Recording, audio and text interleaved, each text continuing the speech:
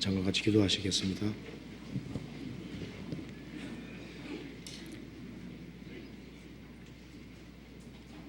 저희를 사랑하시는 하나님 아버지 감사합니다.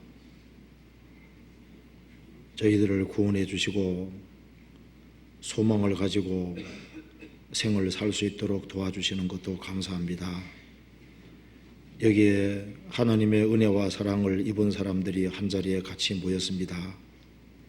이 가운데 주 성령께서 함께해 주시고 우리 마음속에 바른 분별력을 주시고 또 우리가 주 안에서 어떻게 신앙생활을 하고 있는지를 다시 한번 깊이 생각할 수 있는 시간 되도록 역사해 주시고 도와주시옵소서. 하나님께서 하나님의 말씀으로 우리 영혼을 환하게 비춰주시고 마음속에 있는 여러 가지 의문들을 제해 주시고 저희 행보를 말씀 위에 굳게 세워 주옵소서. 특별히 멀리 미주 동부 하기 수양에 인도하시는 이유한 목사님 건강 지켜주시고 또 새로 말씀을 듣는 모든 사람 붙잡아 주셔서 이번에 한 사람도 이루어지지 아니하고 다 구원함이 이룰 수 있도록 역사해 주시고 도와주시옵소서. 앞으로 있을 하계 수양에도 주님께서 앞서 행해 주시고 준비하는 모든 손길들 또 새로 인도하는 그 모든 손길에도 함께해 주시고 이번에도 많은 사람들이 구원받는 역사가 이루어질 수 있도록 도와주시옵소서. 오늘 이 시간 주 성령께서 함께해 주시고 저희들에게 필요한 말씀을 허락해 주옵소서. 우리 구주 예수 그리스도 이름 받들어 기도하옵나이다. 아멘. 시편 90편 교독하겠습니다. 시편 90편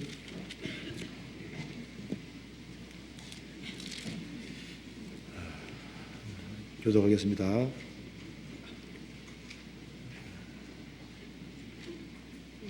868페이지입니다.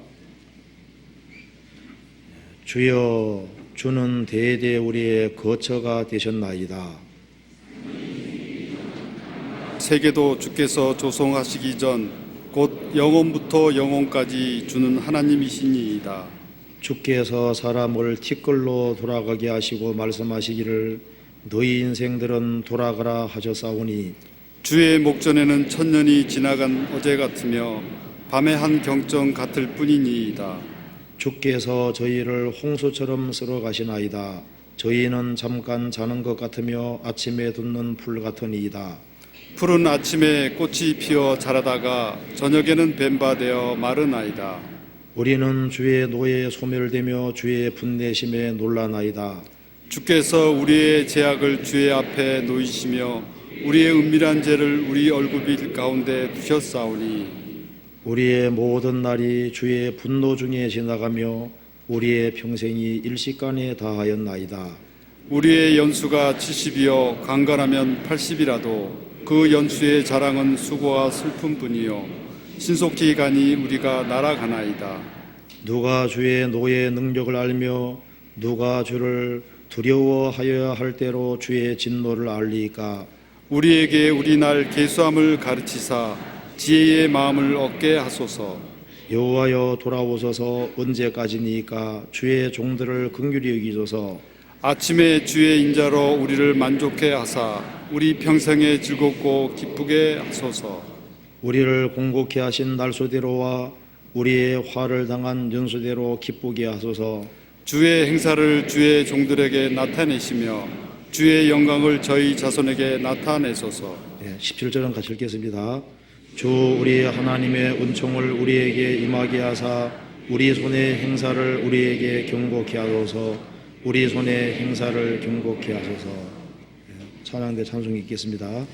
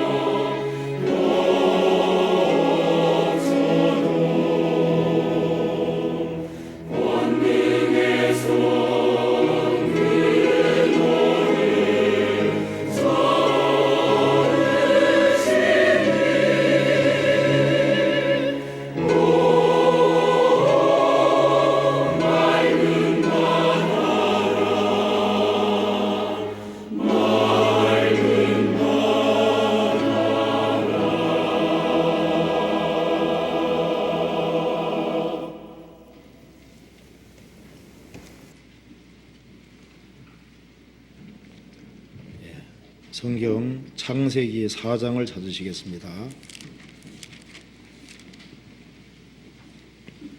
창세기 4장 16절입니다.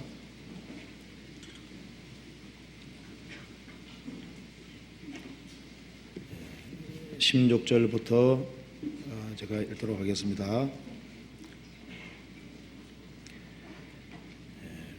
가인이 여호와의 앞을 떠나 나가 에덴 동편 롯 땅에 거하였더니 아내와 동침하니 그가 잉태하여 에녹을 낳은지라. 가인이 성을 쌓고 그 아들의 이름으로 성을 이름하여 에녹이라 하였더라. 에녹이 이랏을 낳았고 이랏은 무후야엘을 낳았고 무야엘은 무드사엘을 낳았고 무드사엘은 라멕을 낳았더라. 라멕이 두 아내를 취하였으니 하나 이름은 아다요 하나 이름은 실라며 아다는 야발을 낳았으니 그는 장막에 거하며 육축 치는 자의 주상이 되었고 그 아우의 이름은 유발이니 그는 수금과 퉁소를 잡는 모든 자의 주상이 되었으며 실라는 두발가인을 낳았으니 그는 동철로 각양 날카로운 기계를 만드는 자요 두발가인의 누이는 나아마이었더라.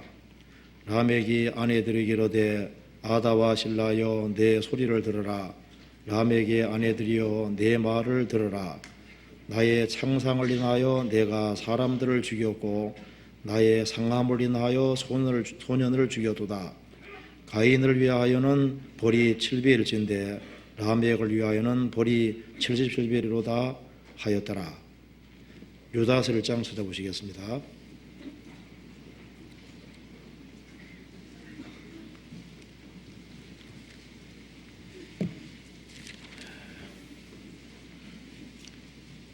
(1장) 11절입니다.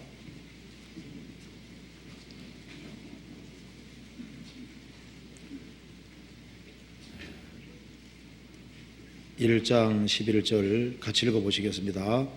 화 있을진저 이 사람들이여 가인의 길에 행하였으며 삭슬 위하여 발람의 어그러진 길로 몰려갔으며 고라의 피역을 쫓아 멸망을 받았도다. 네, 거기까지입니다. 이완 목사님께서 지금 미주 동부소양회로 지금 미국에 가 계십니다. 이번에도 많은 사람들이 구원을 받을 수 있도록 기도해 주셨으면 좋겠습니다. 오늘은 창세기 4장과 5장을 중심으로 해서 가인의 후예와 셋의 후예에 대해서 같이 배워보도록 하겠습니다. 노아 홍수 전에 크게 두 부류의 사람이 있었습니다. 하나는 가인의 후손으로서 가인의 삶의 방식을 따르고 살아가는 사람이 있었습니다. 반면에 셋의 후예로서 구원을 받고 경건하게 하나님을 섬기는 두 부류의 사람이 있었습니다. 그것처럼 지금도 동일하다고 말할 수 있습니다. 지금도 결국은 사람은 가인의 후예가 아니면은 셋의 후예 둘 중에 하나입니다. 하나님은 예나 지금이나 변함이 없으십니다.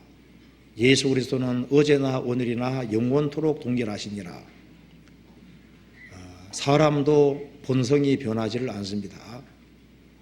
그래서 그 옛날 사람이나 지금 사람이나 동일한 본성을 지니고 있습니다. 그렇기 때문에 반복되는 일들이 계속적으로 벌어지는 겁니다.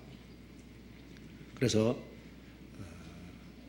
지금도 여전히 두 부류의 사람이 있기 때문에 지구상에 살고 있는 모든 사람은 결국은 가인의 후예 아니면은 셋의 후예 둘 중에 하나라고 말할 수 있는 겁니다. 노아 홍수가 끝나갈 즈음에 노아가 까마귀를 방주 밖에 내보냈을 때 까마귀는 돌아오지 않았습니다.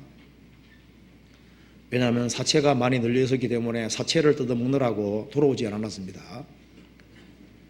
비둘기는 방주 밖에 내보냈을 때 접촉할 걸 자체 못하고 돌아왔습니다. 똑같은 새지만 본성이 완전히 다릅니다. 그래서 하나님의 생명을 소유한 사람과 생명을 소유하지 아니한 사람은 다를 수밖에 없는 겁니다. 그리고 이 가인과 가인의 후예에는 화가 있습니다. 이렇게 유다서 1장을 한번 보시겠습니다. 유다서 1장에 1장 11절에 화 있을진저 이 사람들이여 가인의 길에 행하였으며 가인의 길로 행하는 사람은 화가 있다고 얘기를 했습니다. 창세기 4장에 아담 하와가 범죄한 이후에 아담 하와가 에덴 동산에서 추방됐습니다. 그리고 아담 하와가 자녀들을 낳았는데 그게 대표적으로 가인과 아벨이 등장하고 있습니다. 가인도 하나님께 제사를 드리고 아벨도 제사를 드렸습니다. 하나님께서 아벨은 기쁘게 받으셨지만 가인은 받지 않았습니다. 가인도 열심으로 하나님께 제사를 드렸지만은 자기 방식에 의존해서 제사를 드린 겁니다. 그는 자기의 행위에 의지했던 겁니다. 자기가 하나님을 위해서 뭔가를 할 수 있다고 생각을 했던 겁니다. 그는 대신 죽는 죽음에 의지하지 않고 자기의 행위에 의존했던 겁니다. 그리고 자기 재물이 받아들이지 아니하자 결국은 마귀에게 속해서 아벨을 쳐 죽이는 일까지 있었습니다.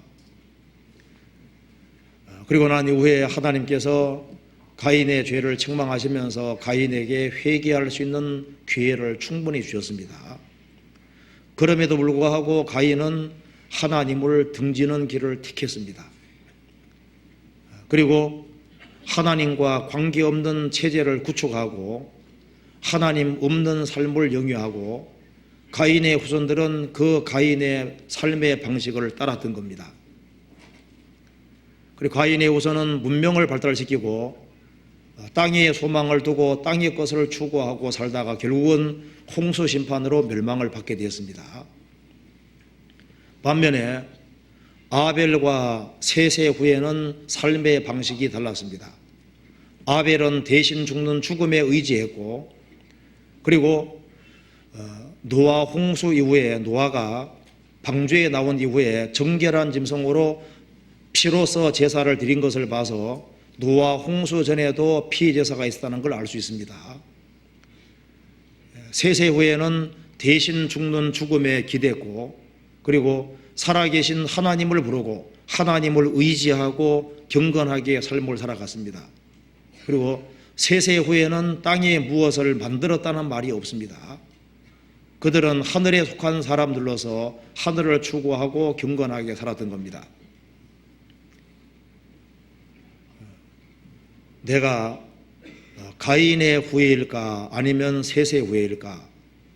나는 지금 가인의 후예의 삶의 방식을 살고 있는 것인지 아니면은 셋의 후예의 삶의 방식을 살고 있는지 오늘 이 말씀을 통해서 한번 검토해 보도록 하겠습니다. 그리고 내가 하나님의 생명을 소유한 사람인 것이 사실이라면은, 내가 셋의 후예인 것이 사실이라면은 그 사람만큼 복된 사람은 없을 겁니다. 그 사람들은 삶의 목적이 분명할 것이고 살아가는 방향이 분명할 겁니다. 그래서 이 두 대조적인 모습을 통해서 우리 삶을 한번 비춰보도록 하겠습니다. 창세기 4장을 보시겠습니다. 창세기 4장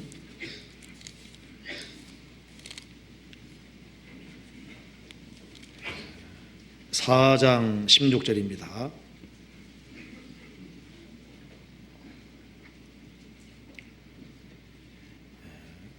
가인이 여호와의 앞을 떠나 나가 동편 놋 땅에 거하였더니,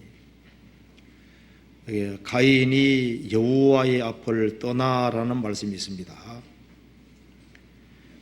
그런데 25절에 보면은 아담이 다시 아내와 동침하며 그가 아들을 낳아 그 이름을 셋이라 하였으니 이는 하나님이 내게 가인의 죽인 아벨을 대신해 다른 씨를 주셨다 함이며, 셋도 아들을 낳고 그 이름을 에노스라 하였으며 그때 사람들이 비로소 여호와의 이름을 불렀더라.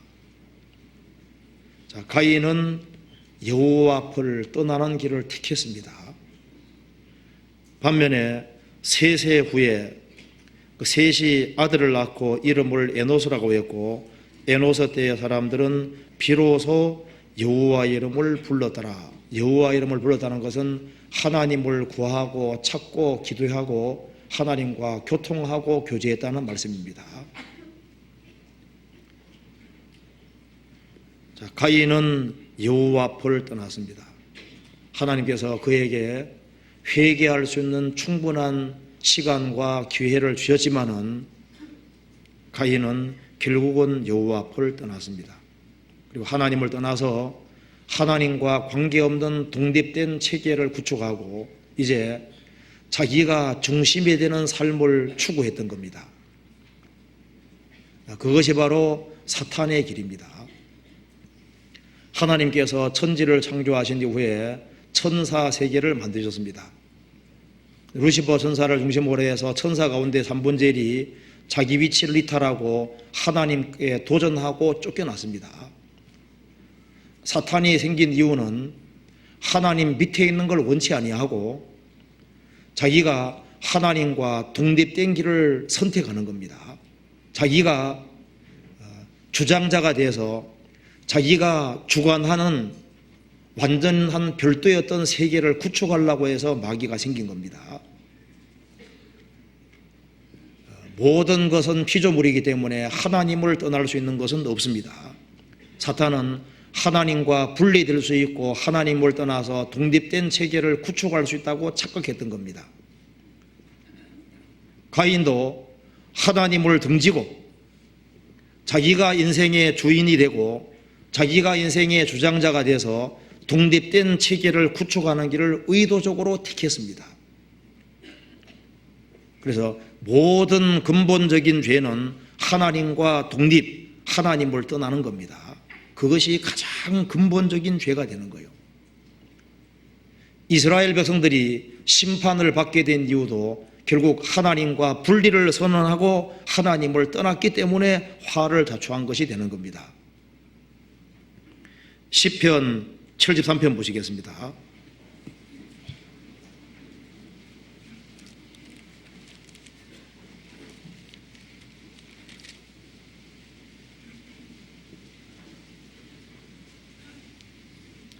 (27절)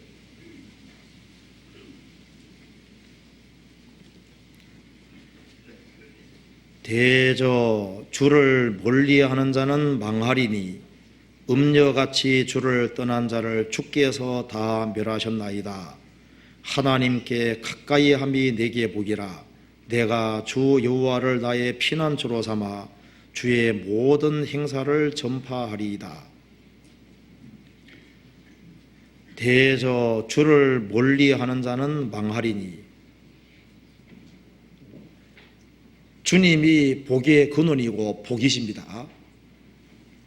하나님이 복이시고 하나님이 생명이고 하나님이 빛이십니다. 하나님은 사람의 모든 것이 되십니다.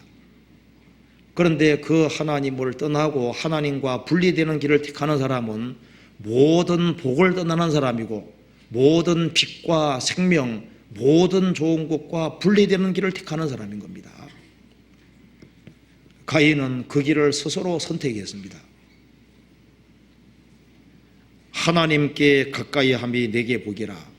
하나님이 복이시고 생명이시고 빛이시고 우리의 모든 근원이고 모든 것이기 때문에 하나님을 가까이 하는 사람은 복이 있는 사람입니다. 예레미야 2장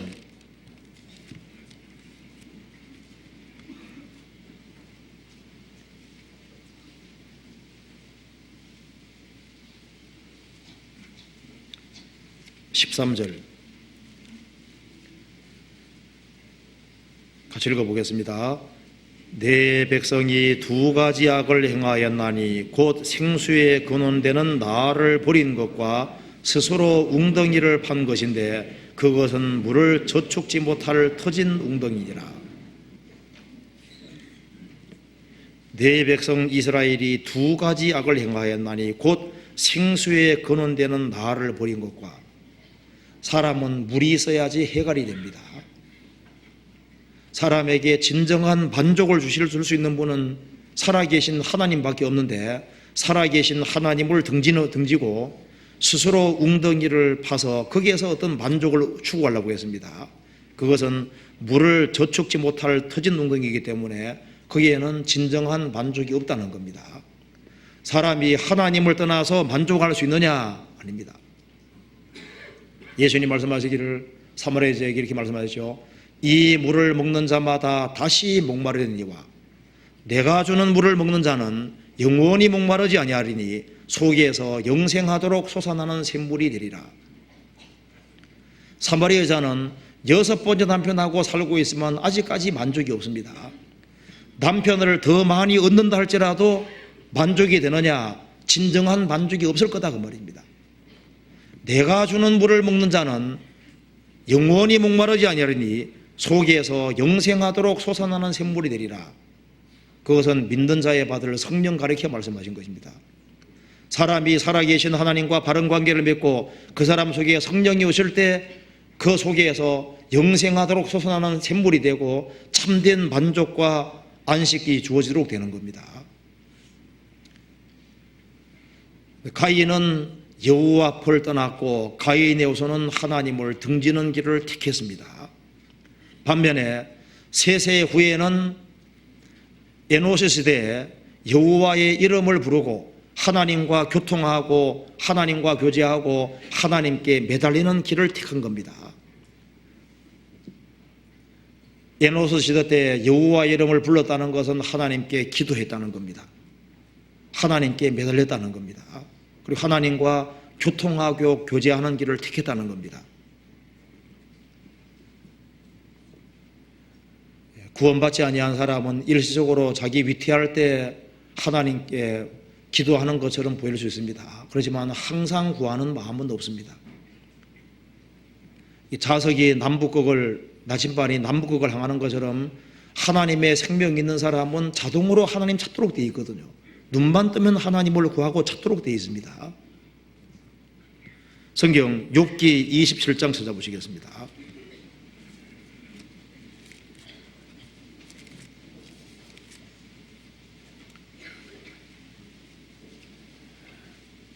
(27장) 10절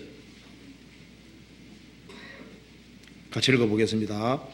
그가 어찌 전능자를 기뻐하겠느냐? 항상 하나님께 불러 아뢰겠느냐? 악인은 전능하신 하나님을 기뻐하지 않습니다. 악인은 하나님 없기를 바랍니다. 그래서 하나님의 생명을 소유하지 아니한 사람은 하나님을 사랑하는 마음도 없고 하나님과 불화 속에 있고 하나님을 기뻐하지도 않습니다.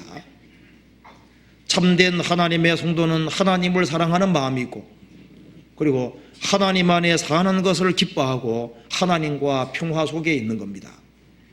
그리고 항상 하나님께 불러 아뢰겠느냐? 악인은 항상 하나님께 향하는 마음이 없습니다. 근데 의인은 하나님의 생명을 소유한 사람은 자동으로 하나님을 구하고 찾도록 되어 있는 겁니다. 이건 생리적인 겁니다. 아기가 젖을 찾는 것처럼 모든 거듭난 생명 있는 사람은 하나님을 구하고 찾도록 되어 있는 겁니다. 가인의 후예는 하나님을 멀리하고 등지는 길을 택했습니다. 그로 말미암아 그 두 부류의 운명은 완전히 갈라지게 된 겁니다. 예레미야 17장 예레미야 17장 5절입니다.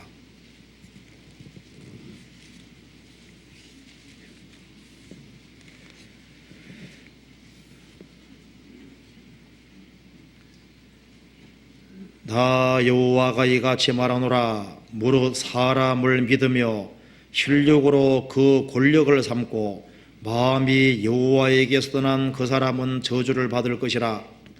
그는 사막의 떨기나무 같아서 좋은 일이 오는 것을 보지 못하고 광야 간조한 곳 건건한 땅 사람이 거하지 않는 땅에 거하리라. 그러나 물은 여호와를 의지하며 여호와를 의리하는 그 사람은 복을 받을 것이라. 그는 물가에 심겨온 나무가 그 뿌리를 강변에 뻗치고 더위가 올지라도 두려워 아니하며 그 잎이 청청하며 가무는 해도 걱정이 없고 결실이 그치지 아니함 같으리라. 하나님 말씀하셨습니다. 이건 여호와의 말씀입니다. 무릇 사람을 믿으며 살아계신 하나님 천지를 창조하시고 우리를 직접 만드신 절대자를 의지하지 아니하고 눈에 보이는 사람을 믿으며 사람에게 기대고 혈육으로 육체를 가진 인생으로 자기 권력을 삼고 눈에 보이는 세력에 기대고 마음이 여호와에게서 떠난 그 사람은 저주를 받을 것이라. 그 마음 중심에 마음이 하나님과 결탁이 되어 있지 않습니다. 찢기같이 가라앉아서 마음 중심에는 여호와는 계신 것이 아니다. 복도화도 내리는 분이 아니다. 그러게 해서 중심으로 안 믿는 사람이 있을 수도 있습니다. 그 마음이 여호와에게 떠난 그 사람은 저주를 받을 것이다. 왜냐하면 하나님이 생명이시기 때문에 생명 대신 하나님과 분리되어 있는 사람은 생명과 관계없는 사람이 되는 거예요. 하나님이 복이신데 하나님 멀리하는 건 저주거든요. 그는 저주를 받을 것이다. 그는 사막의 떨기나무 같아서 좋은 일에 오는 것을 보지 못할 것이다. 세상에서 잠깐 형통할 수 있지만은 그 뒤는 미끄러운 것이고 그대로 멸망으로 떨어지도록 되는 겁니다. 7절 그러나 물은 여호와를 의지하며 여호와를 의뢰하는 그 사람은 복을 받을 것이라. 그는 물가에 심기운 나무가 그 뿌리를 강변에 뻗치고 더위가 올지라도 두려워 아니하며 그 잎이 청청하며 가무는 해도 걱정이 없고 결실이 그치지 아니함 같으리라. 살아계신 하나님을 의지하는 사람은 주님께서 금세와 내세의 영원한 축복으로 갚아주십니다. 육신적으로 만사가 형통하고 잘 돼가는 것만 복이냐? 아닙니다. 주님께서 어떤 특별한 계획 때문에 어렵게 할 수도 있습니다. 그렇지만은 그 사람 생애를 돌이켜 봤을 때 가장 복된 생애로 연결시킨 것을 우리가 깨우치 알 수 있습니다. 자, 세세 후에는 가능하면 하나님을 멀리하는 길을 택했습니다. 반면에 세세 후에는 하나님께 매달리고 하나님을 붙들고 하나님께 끝까지 의지하는 그 길을 택했습니다. 그 간단한 것으로 말미암아 운명이 완전히 갈라지게 되는 겁니다. 가인은 하나님께 경고를 받았습니다. 너는 땅에서 피하여 유리하는 자가 되리라. 근데 가인은 그 말을 믿지 않았습니다. 가인은 하나님 안에서 안전을 추구하지 않았기 때문에 나름대로 수단 방법을 강구해서 땅에서 안전을 추구하는 길을 택했습니다. 그래서 최초로 성을 쌓은 사람이 가인입니다. 창세기 4장 보시겠습니다.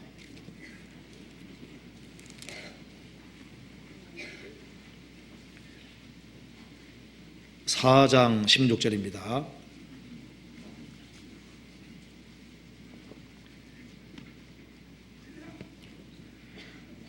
가인이 여호와의 앞을 떠나 나가 동편 에덴 동편 놋 땅에 거하였더니 아내와 동침하니 그가 잉태하여 에녹을 낳은지라.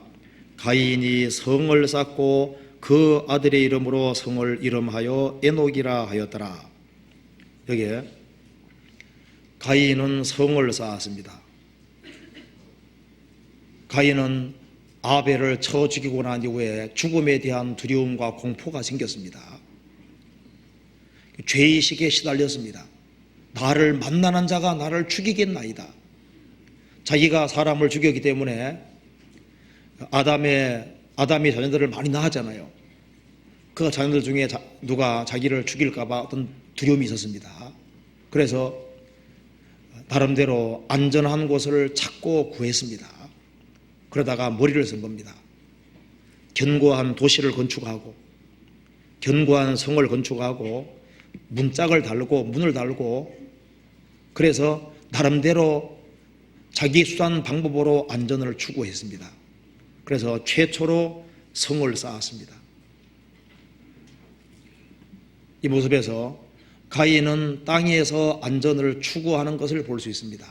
이제 살아계신 하나님을 떠났기 때문에 이제 자기 수단과 방법을 강구하고 땅에서 어떻게 하든 간에 자기가 가능하면 안전하게 살 수 있는 길을 구축하는 거예요.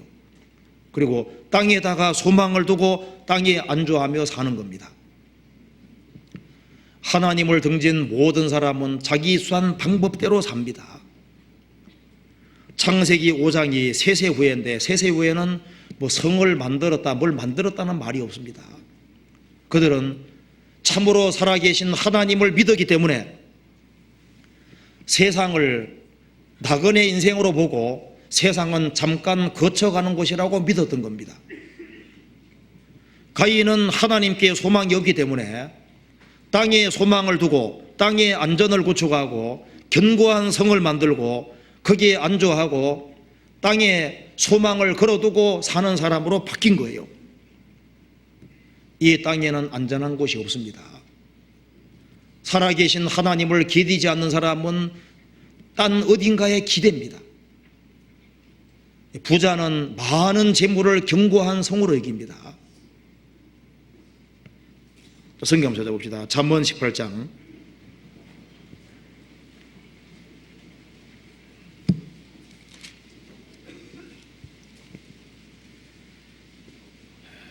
18장 10절입니다.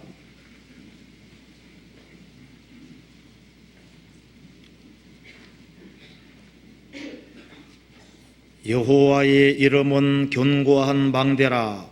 의인이 그리로 달려가서 안전함을 얻느니라. 부자의 재물은 그의 견고한 성이라. 그가 높은 성벽같이 여기느니라. 여호와의 이름은 견고한 망대라. 의인은 그리로 달려가서 안전함을 얻느니라. 의인은 살아계신 하나님과 바른 관계를 믿고 하나님만이 가장 안전한 곳이라는 걸 아는 겁니다. 근데 부자는 살아계신 하나님을 의지 않는 그 부자는 재물을 견고한 성으로 생각하고 재물을 많이 쌓아두고 좋은 집에 살고 거기에 있으면 안전하다고 착각하는 거예요. 가인과 가인의 후예가 문명을 발달시키고 훌륭한 도시를 만들고 성들을 건축했지만 노아 홍수 때 다 무너졌습니다. 이 세상 그 어떤 곳도 안전한 곳이 없습니다. 이사야 26장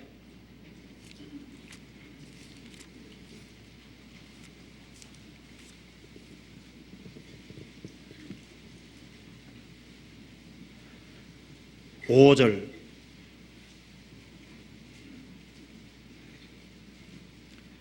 (26장 5절)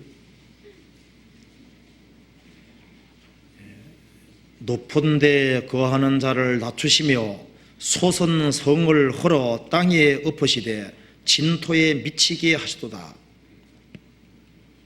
하나님께서는 높은 데 거하는 자를 낮추신다.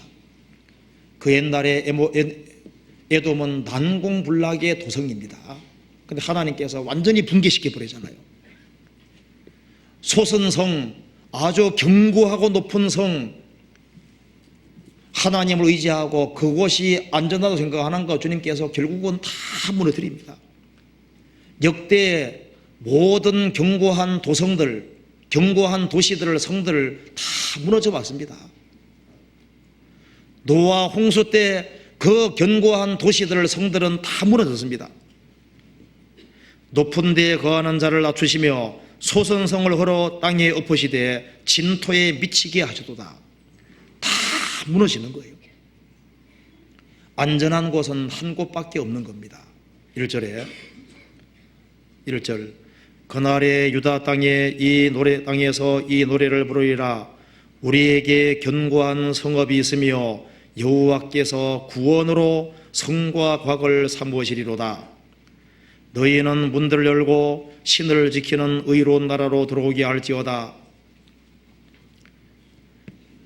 견고한 성읍 하나가 있는데 하나님께서 구원으로 성과 곽을 삼으시로다. 주님이 완성하신 구원,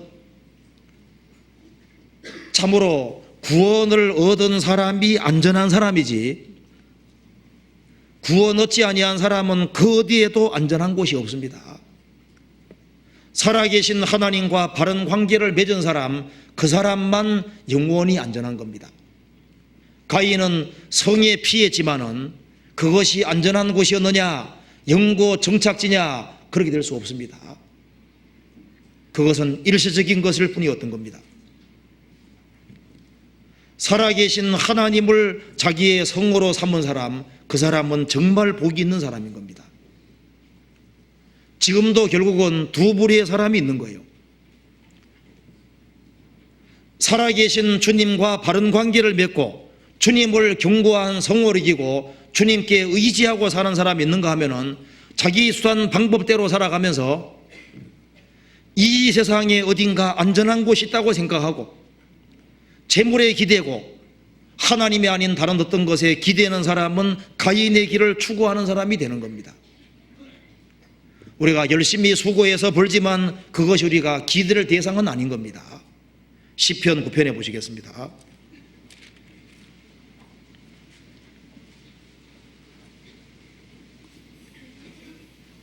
시편 9편 9절 같이 읽어보겠습니다. 여호와는 또 압제를 당하는 자의 산성이시오 환난 때의 산성이시로다. 여호와는 또 압제당하는 자의 산성이 되시고 환난 때의 산성이시로다. 그래서 세세 후에는 도시 문명을 발달시키면서 이 세상이 전부라고 생각하고 세상에서 영구 정착지로 사는 사람들입니다. 반면에 세세 후에는 나그네로서 생을 살아가는 거예요. 세상은 장망성이고 결국은 심판을 받을 곳이기 때문에 나그네로서 경건하게 생을 살았던 겁니다. 아브라함, 이삭, 야곱도 평생 텐트에 살았다고 되어 있습니다. 그들은 이 세상은 잠깐 지나가는 곳이고 영원한 천국은 따로 있고 자신이 영원히 살 곳은 따로 있다는 것을 믿었기 때문입니다. 히브리서 11장 보시겠습니다.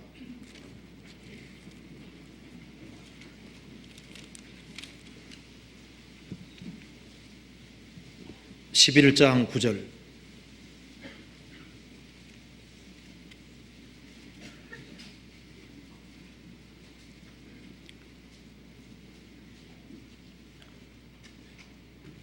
믿음으로 저가 외방에 있는 것 같이 약속하신 땅에 우거하여 동일한 약속을 유업으로 함께 받은 이삭과 야곱으로 더불어 장막의 텐트에 거하였으니 이는 하나님의 경영하시고 지으실 터가 있는 성을 바랐습니다. 아브라함, 이삭, 야곱은 천성을 정말 바라고 살은 사람입니다. 그들은 천성이 있다는 것을 믿었습니다. 그렇기 때문에 세상에서 나그네로 살았습니다. 모든 구원받은 사람은 세상에 좀 텐트에 사는 사람 없을 겁니다. 집에 살지만은 마음은 항상 나그네입니다. 주님이 호출하시면 언제든지 가야 될 사람인 거예요. 땅에 소망을 받고 살 수 없습니다. 13절. 이 사람들은 다 믿음을 따라 죽었으며 약속을 받지 못하였으되 그것들을 멀리서 보고 환영하며 또 땅에서는 외국인과 나그네로라 증거하였으니 이같이 말하는 자들은 본향 찾는 걸 나타냅니다. 저희가 나온 바 본향을 생각하였다면 돌아갈 기회가 있었으리니와 그다음 읽겠습니다. 저희가 이제는 더 나은 본향을 사모하니 곧 하늘에 있는 것이라. 그러므로 하나님이 저희 하나님이라 일컬음 받으심을 부끄러워 아니하시고 저희를 위하여 한 성을 예비하셨느니라. 세상에서 나그네와 행인으로 살아가는 사람들, 그 사람들을 위해서 천성을 준비해 두셨습니다.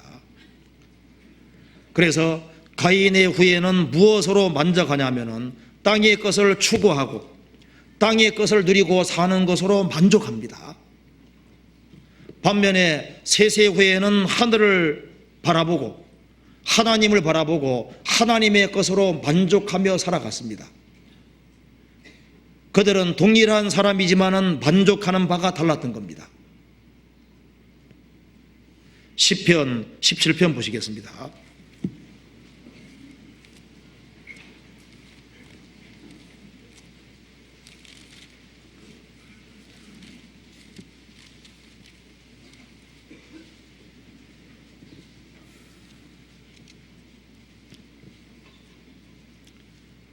(14절)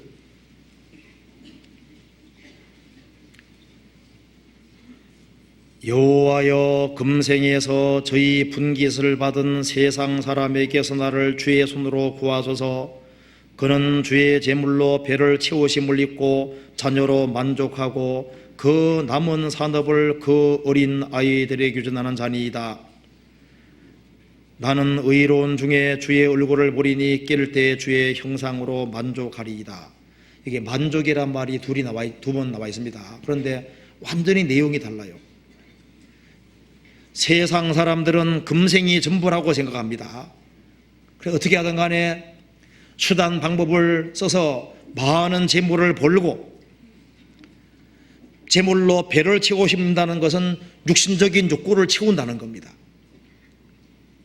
그리고 자녀 많이 낳고 자녀를 잘 길러서 성공시키고 자녀 고생 덜 시키기 위해서 재산을 가능한 많이 모아서 자녀에게 넘겨주는 그것으로 만족하고 산다 그 말입니다. 그렇게 살면 인생 잘 살았다고 생각합니다. 세상에서 배를 채우고 세상 것을 누리고 살고 자녀가 육신적으로 잘 되게 하고 고생 덜 시키고 살다가 죽으면 그 인생이 잘 살은 인생이냐? 그건 세상 사람들의 사고방식입니다. 시편 기자는 말했습니다. 나는 의로운 중에 주의 얼굴을 보리니 깨를 때 주의 형상으로 만족하리이다. 참된 성도는 사람은 영원을 위해 지원받았고 영원한 세계가 있고 주님과 영원히 같이 살고 부활의 몸을 입고 주님과 영원히 살 그 소망 가지고 사는 거예요. 이 세상 그 어디에도 참된 만족과 안식이 없습니다. 창세기 34장에 보면은 에서와 야곱이 만났습니다. 야곱이 에서에게 많은 선물을 주려고 하니까 에서가 말했습니다. 동생아, 내게 있는 것이 족하니 네가 가지고 있어라. 야곱 말했습니다. 하나님이 내게 은혜를 주셨고 내게 있는 것도 족합니다. 족하다고 하는데 내용이 완전히 다른 거예요. 에서는 성공했습니다. 나라를 세우고 자기 부하들도 많고 육신적으로 잘 먹고 잘 살고 왕처럼 사는 거예요. 나는 만족한다. 만족하는데 만족하는 게 뭐예요? 세상적으로 잘 됐기 때문에 만족하는 겁니다. 야곱은 하나님 은혜를 사모했습니다. 장자의 명분을 얻었고 처가살이 20년으로 많은 고생했습니다. 그렇지만은 그는 하나님의 한없는 은혜를 받았습니다. 하나님이 내게 너무나도 많은 은혜를 주셨기 때문에 나는 그 은혜 때문에 만족합니다. 세상 것 때문에 만족하는 사람이 있는가 하면 하나님께로부터 은혜를 듬뿍 받아서 은혜로 만족하는 사람이 있다 그 말입니다. 만족하는 바가 다릅니다. 가인과 가인의 후예는 육신의 정욕, 안목의 정욕, 이생의 사랑, 눈에 보이는 걸 추구하고 그것으로 만족하고 살았습니다. 나중에 가인의 후예는 먹고 마시고 시집가고 장가하고 오로지 눈에 보이는 것만 추구했습니다.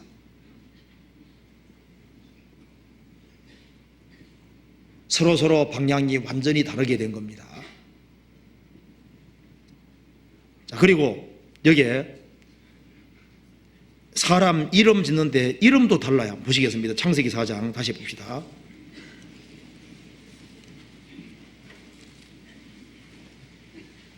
사장에 가인의 후에 이름이 나와 있습니다. 자, 이름도 지을 때 사람은 자기 자녀 이름 지을 때 가능하면 어떻습니까? 자기 소원하는 바를 담아서 이름을 짓게 되잖아요. 그죠? 일본에서 어떤 사람은 자기 아들 이름을 악마라고 지으려고 했습니다. 그래서 이제 호적개원이 노예인 거예요.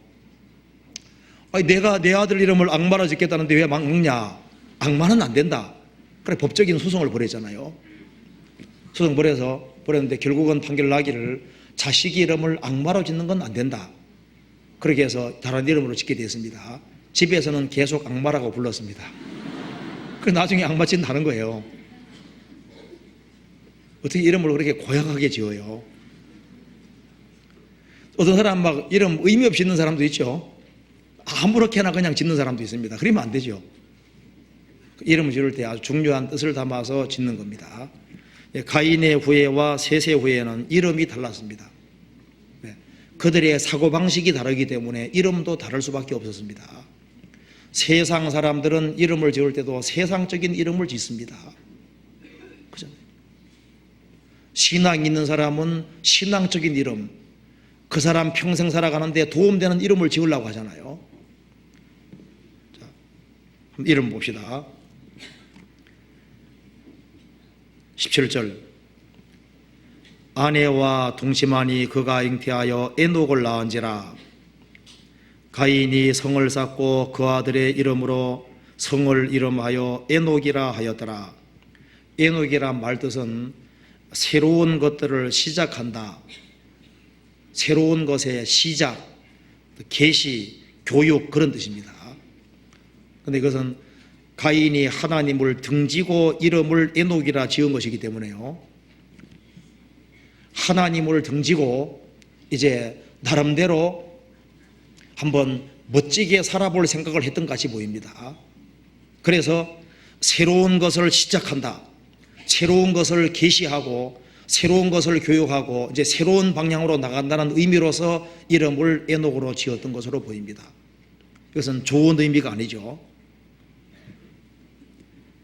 18절, 에녹이 이랏을 낳았고, 이랏은 도망자, 도피자, 세련된 사람, 과시하는 자, 그런 뜻입니다. 그는 하나님의 낯을 피해서 하나님을 등지는 길을 택하고 그러면서도 잘 살 수 있다고 과시했던 것으로 보입니다. 이름이 이랏, 도망자, 도피자, 세련된 사람, 과시하는 자, 그런 뜻을 가지고 있습니다. 이랏은 무후야엘을 낳았고, 무야엘은 하나님으로부터 치심을 받은 자, 하나님이 흔적 없이 썰어버리는 사람, 썰어버린 자, 그런 뜻입니다. 좀 이름 이상하죠? 그 다음에 이제 무야엘은 무드사엘을 낳았고, 무드사엘은 하나님의 사람 혹 지옥의 사람, 그런 뜻입니다. 무드사엘, 사엘이 수월하고 수월, 음부잖아요. 그래서 여기 하나님의 사람 혹은 지옥의 사람, 이렇게 두 가지 번역이 가능하다고 합니다. 그 다음에 19절, 라멕은 강한 자, 그런 뜻입니다. 19절, 라멕이 두 아내를 취하였으니 하나 이름은 아다요, 하나 이름은 실라며, 아다는 장식, 꾸밈, 아름답다, 그런 뜻입니다. 그러니까 외모 치장을 많이 했던 것으로 보입니다. 장식, 꾸민, 아름답다. 그 다음에 실라는 그늘, 딸랑거리는 자, 주렁주렁한 머리, 웅큼한 곳, 뭐 이렇게 그림자 뒤에서 아주 웅큼한 것이 다는 그런 뜻입니다. 그러니까 악을 부추기는 그런 여자 같이 보이잖아요. 그 다음에 이제 20절에 아다는 야발을 낳았으니, 야발은 흐르다, 이끌다, 그런 뜻입니다. 육축 치는 자의 주상이 되었습니다. 유발은 그 다음에 21절에 그 아우 이름은 유발이니, 유발은 소리, 음악이 흐르다, 이제 음악이라고 뭐 그런 뜻입니다. 그래서 여기에 악기 연주하는 사람이 됐습니다. 그 다음에 22절에 실라는 두발가인을 낳았으니, 두발가인은 자기 조상 가인의 이름을 따서 두발가인이라고 이름을 지었습니다. 하나님을 등진 그 가인의 이름을 아주 자랑스럽게 연결시켜서 자식 이름을 지었습니다. 22절 끝에 두발가인의 누이는 나아마였더라. 나아마는 육회, 즐거움, 어떤 성적인 즐거움, 어떤 쾌락을 추구함, 그런 뜻입니다.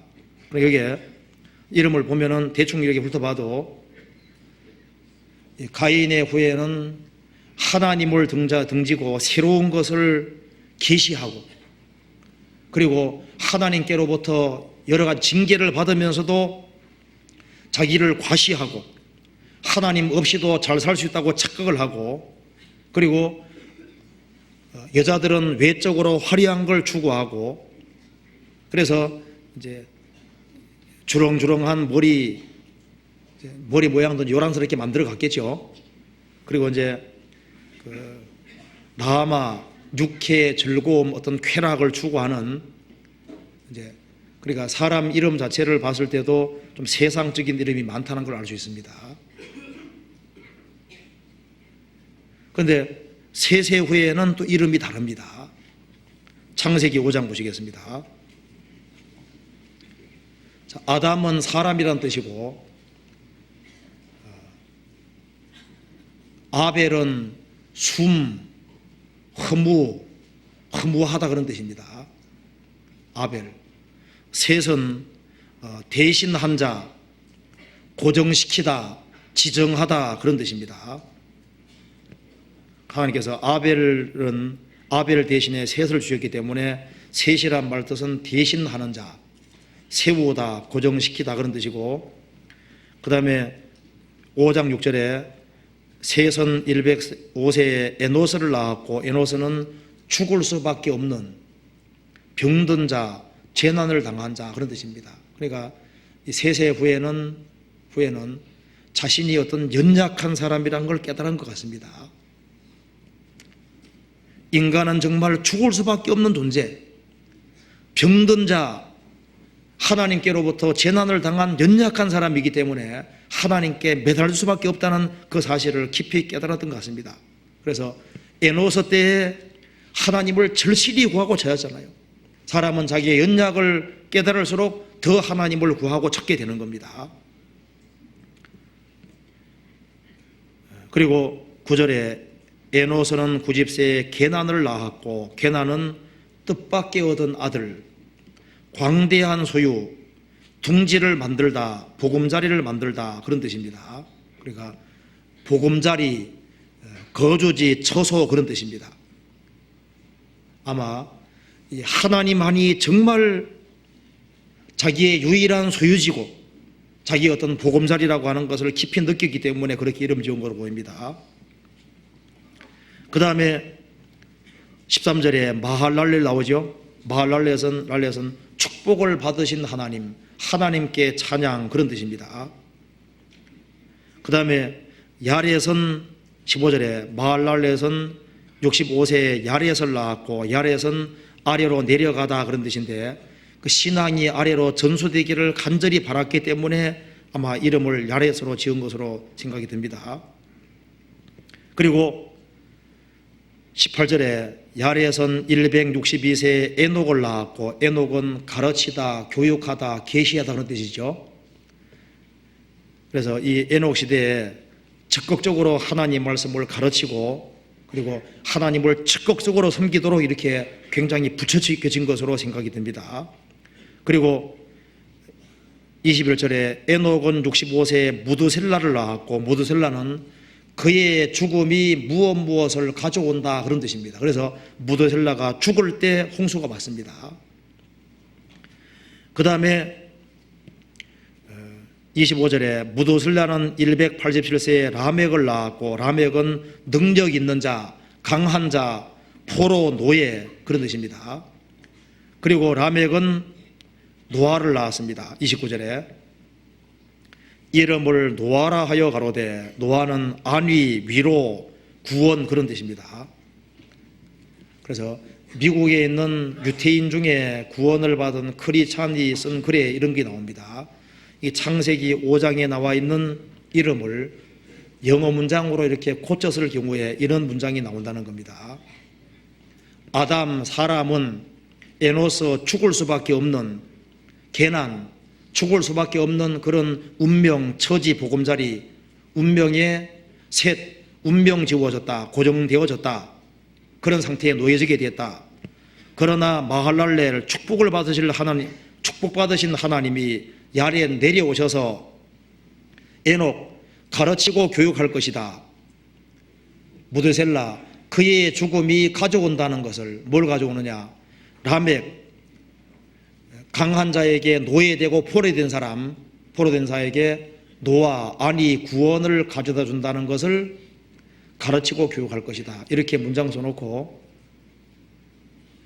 무드셀라가 죽음으로써 구원과 심판이 오게 됐습니다. 그러면서 이제 예수님이 죽으신 걸 연결시켜 설명을 쭉 하는 걸 제가 본 적이 있는데요. 어쨌든 간에 이게 창세기 5장에 나와 있는 사람의 이름은 무슨 이름입니까? 신앙적인 이름이라는 걸 알 수 있다, 그 말입니다. 그러니까 세상 사람들은 이름 지을 때도 세상적인 이름을 짓습니다. 그런데 참된 신앙을 가진 사람은 그 신앙적인 이름을 짓는 거예요. 요셉이 총리 대신 되고 난 이후에 아들을 낳고 이름 지을 때 므낫세 이렇게 지었습니다. 두 번째 아들 낳았을 때는 에브라임 이렇게 지었죠. 므낫세는 무엇입니까? 잊어버림, 그런 뜻입니다. 자기가 에집트에서 13년 동안 말할 수 없는 큰 고통을 받았는데 이 13년 동안 고난받은 그 모든 것을 총리 대신 되게 하심으로 잊게 하셨다. 그래서 므낫세입니다. 그 다음 에브라임, 창성입니다.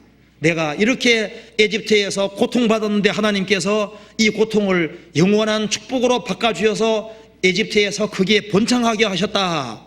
그런 의미로 에브라임, 창성이라고 이름을 지었습니다. 이름에 어떤 신앙 고백이 들어있는 거예요. 이제 우리 교회 안에 그 부모님들 이름 지을 때 참 이름 오면 적절하게 지은 이름들 많잖아요.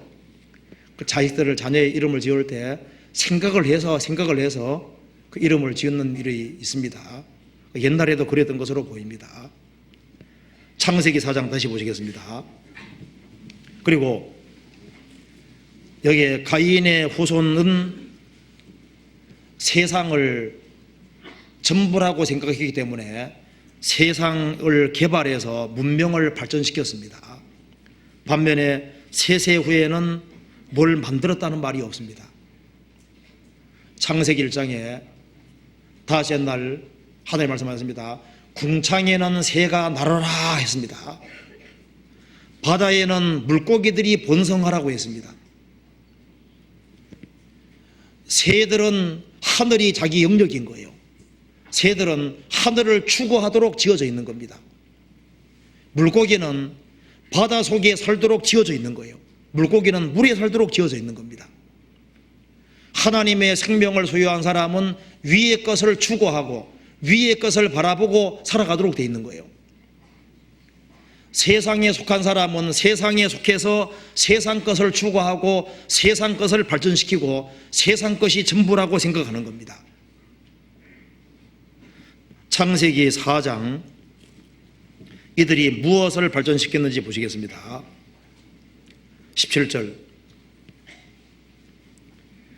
아내와 동침하니 그가 잉태하여 에녹을 낳은지라 가인이 성을 쌓고 그 아들의 이름으로 성을 이름하여 에녹이라 하였더라. 최초로 성을 쌓은 사람이 가인이고 가인의 후에는 계속적으로 건물들을 훌륭한 건축물들을 발전시켜 왔습니다. 노아 홍수 전 시대에는 건축 기술이 최고로 발달한 시대입니다. 지금도 텔레비전에 가끔 나오잖아요. 지금 여기에 바다 밑에 한 200개 이상의 도시들이 수장되어 있다고 하잖아요. 옛날에 사람들이 아주 엄청난 문명을 발전시켰습니다. 그래서 이 건축 기술을 최고로 발달시킨 사람들이 가인의 후예인 거예요. 가인의 후예들은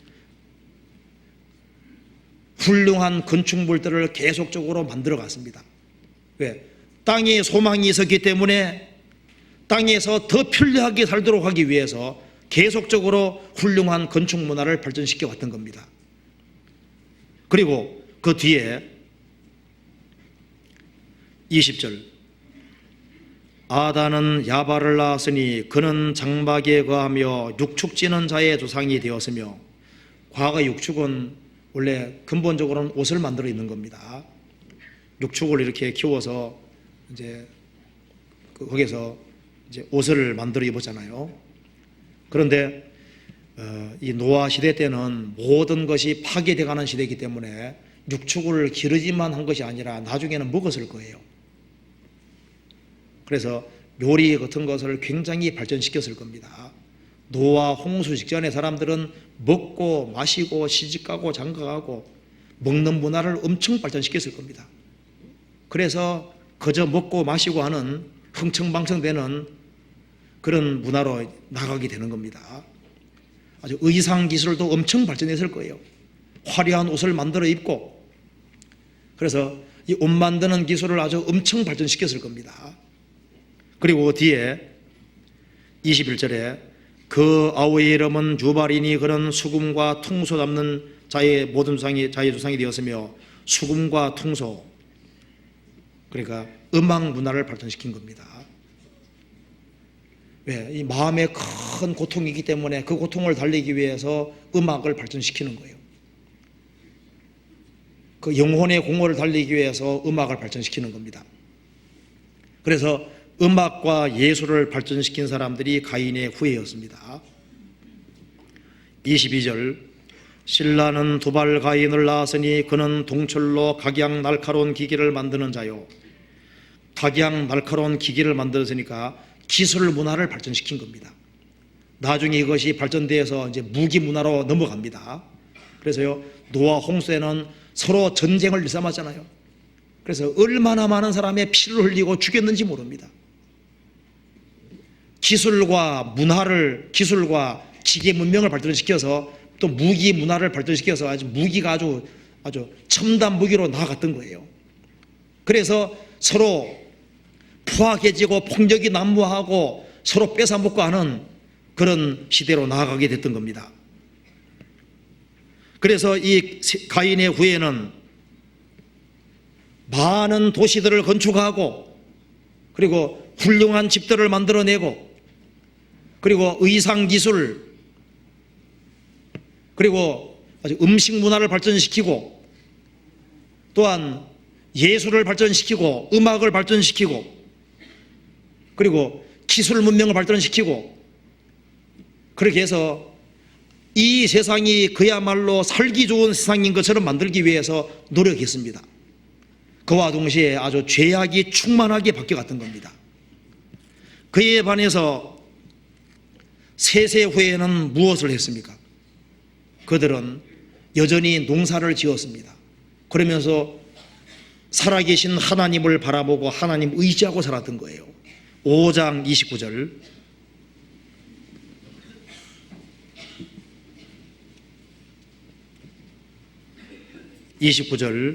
같이 읽어보겠습니다. 이름을 노아라 하여 가로되 여호와께서 땅을 저주하심으로 수고로 일하는 우리를 이 아들이 아니하리라 하였더라. 라멕은 노아를 낳고 말했습니다. 여호와께서 땅을 저주하심으로 수고로 일하는 우리를 세세후에는 수고로 일했습니다. 하나님께서 이 당시까지 고기 먹는 걸 허락하지 않았습니다. 땅을 개간해서 곡물 먹으라고 했기 때문에 하나님 말씀대로 땅을 개간해서 곡물을 먹으면서 수고로 일하면서 하나님을 섬겼던 겁니다. 그리고 아들 이름을 노아라고 지었습니다. 노아는 위로 구원이란 뜻입니다. 이제 이 노아를 통해서 먼 훗날 그리스도 메시아가 오심으로 우리를 위로해 줄 거다. 메시아가 오심으로 우리를 궁극적으로 위로해 줄 것을 믿었기 때문에 이름을 노아라고 지었던 거예요. 그들은 경건하게 살면서 수고 일하면서 살아계신 하나님을 추구하며 살았던 겁니다.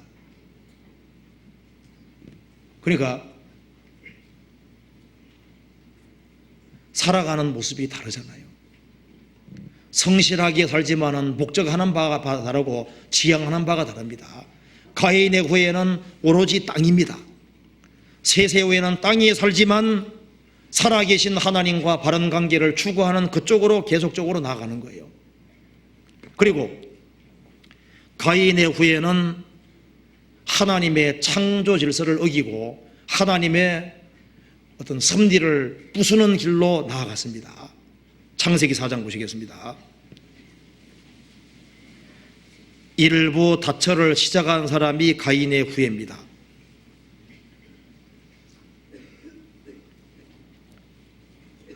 창세기 4장 19절입니다. 라멕이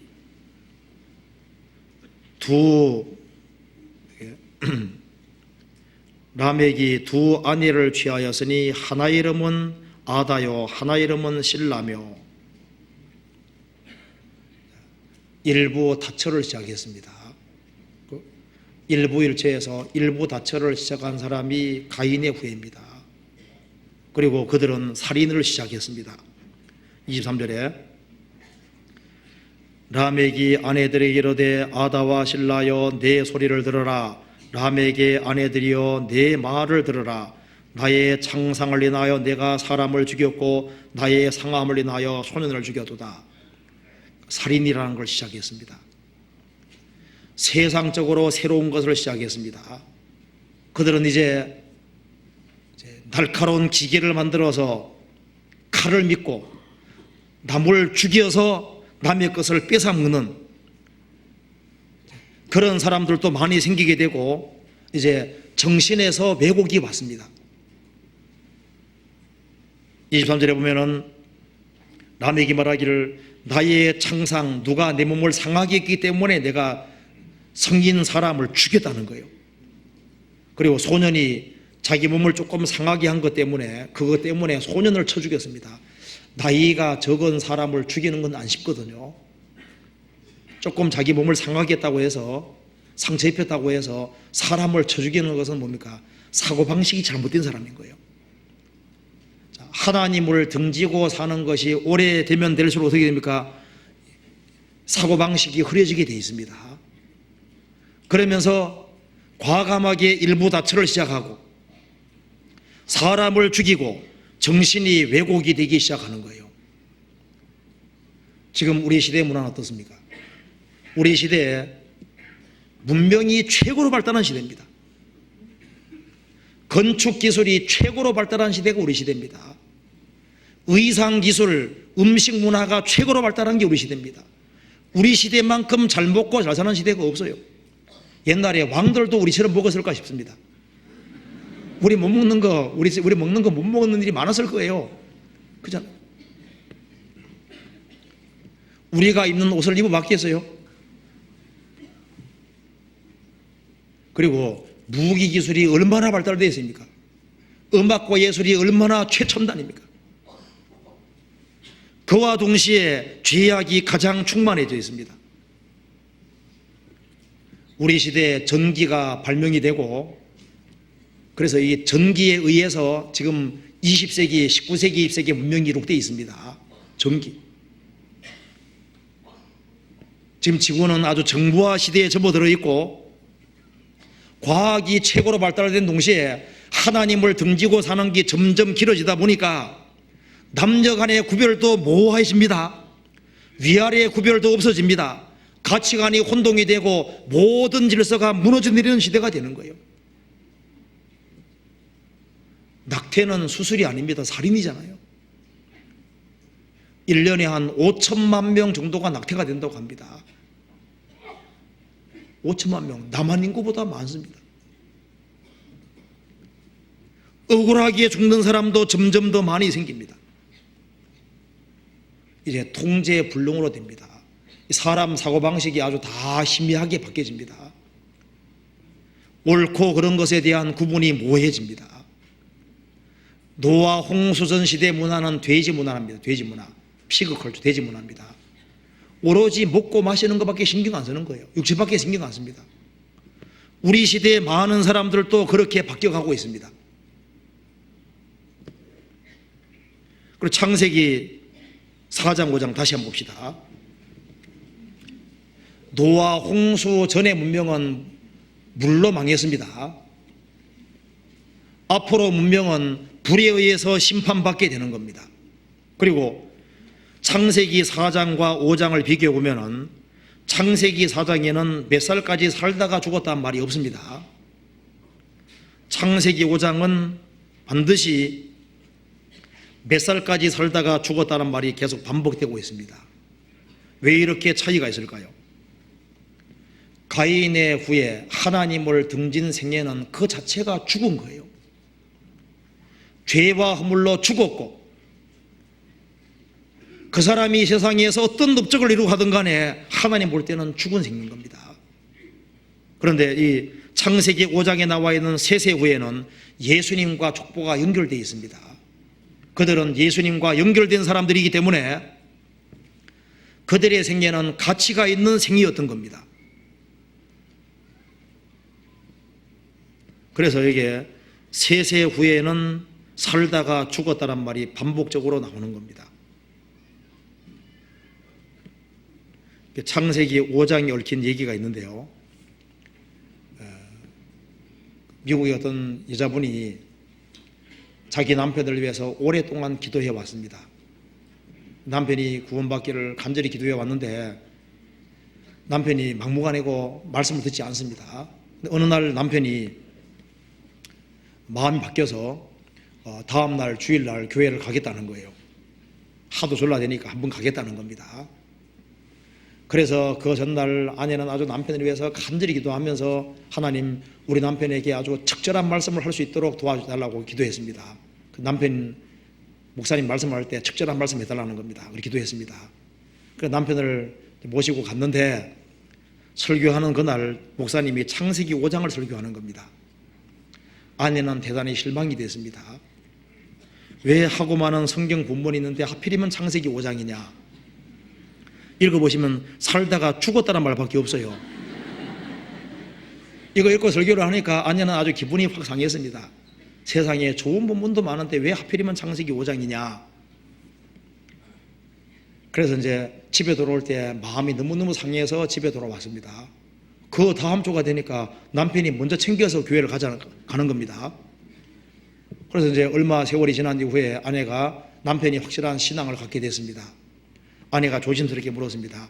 당신 어떻게 돼서 이렇게 마음이 바뀌어서 물으니까 내가 주일날 교회당 처음 갔을 때 목사님이 창세기 5장 설교하는데 창세기 5장을 쫙 읽고 설교하는데 몇 살까지 살다가 죽었더라 그 말이 계속 나오니까 사람은 살다가 다 죽는구나. 나도 죽는구나. 사람은 죽음을 피할 수 없구나. 그리고 그 보면은 에녹은 산채로 갔잖아요. 죽음 있는 세상에 죽지 않고 하나님 앞에 갈 수 있는 길도 있구나. 이 5장 때문에 마음이 완전히 바뀌었다는 거예요. 그럴 수 있겠죠. 책이 나오니까 진짜를 써놓은 것 같아서 생각이 듭니다. 어쨌든 간에요, 이게 창세기 5장의 사람은 가치 있는 생입니다. 우리가 얼른 생각할 때는 가인의 후예가 문명을 발전시키고 그리고 첨단 어떤 문명을 발전시키고 예술을 발달시키고 했으니까 누가 유명한 사람으로 생각이 됐을까요? 가인의 후예 중에 잘 나가는 사람들 많았을 겁니다. 그런데 그 사람들이 유명한 사람이 아니고 하나님을 붙잡고 하나님을 의지하고 살아가는 그 사람들이 하나님 보실 때 유명한 사람이었고 그들의 삶이 하나님 볼 때 가치가 있는 삶이기 때문에 여기에 기록을 해둔 거예요. 누가복음 16장에 부자와 나사로 얘기 나옵니다. 그 동네에 부자 이름 모르는 사람 없었을 거 아니에요? 성경에는 그 사람 이름이 안 나옵니다. 그 부자 앞에서 집 앞에서 떡부스러기 떨어지는 걸 주워 먹는 나사로 이름은 나오잖아요. 나사로는 살아계신 하나님을 의지하고 하나님을 위로자라 삼고 구원을 받은 사람입니다. 나사로가 유명한 사람이었습니다. 나사로는 죽을 때 천사들이 모시고 갔습니다. 부자는 죽음 건너가자마자 음부에 떨어졌습니다. 누가 유명한 사람입니까? 세상적으로 잘 나간다고 해서 유명한 사람이냐? 그건 착각입니다. 이 세상도 그 정욕도 다 지나가는 거예요. 세상에서 아무리 유명해도 이름은 흙에 기록되는 겁니다. 성경에서 봅시다. 예레미야 17장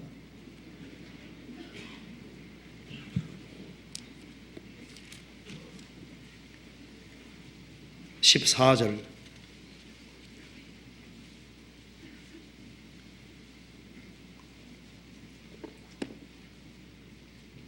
(17장) 13절 같이 읽어보겠습니다. 이스라엘의 소망이신 여호와여, 무릇 주를 버리는 자는 다 수치를 당할 것이라. 무릇 여호와를 떠나는 자는 흙에 기록이 되오리니 이는 생수의 근원이신 여호와를 버림이니이다. 무릇 주를 버리는 자는 다 수치를 당할 것이라.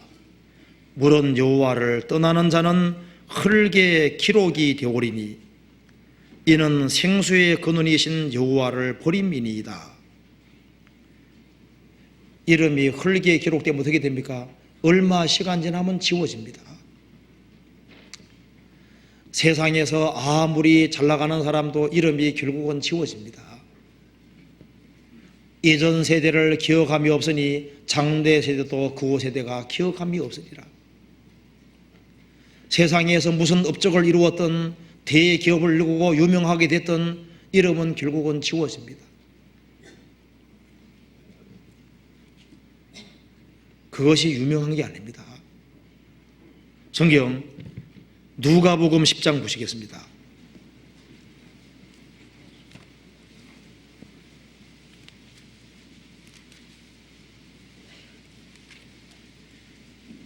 10장 17절입니다.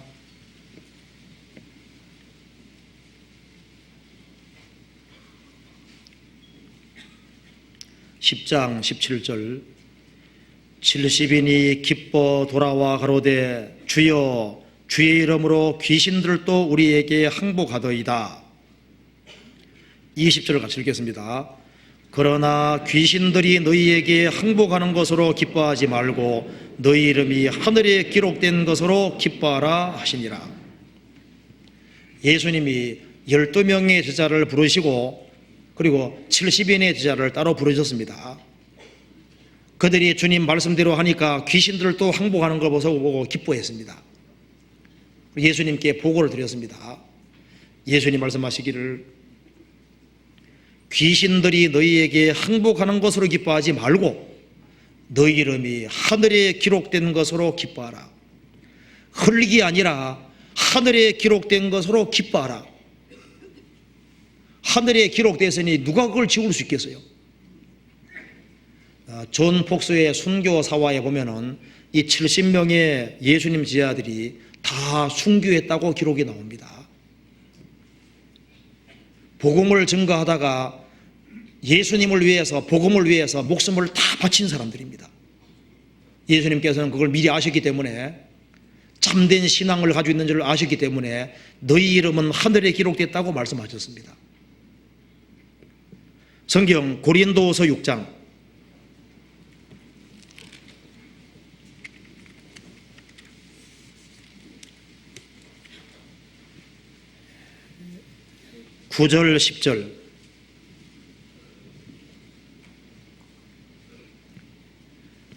9절 10절 같이 읽겠습니다.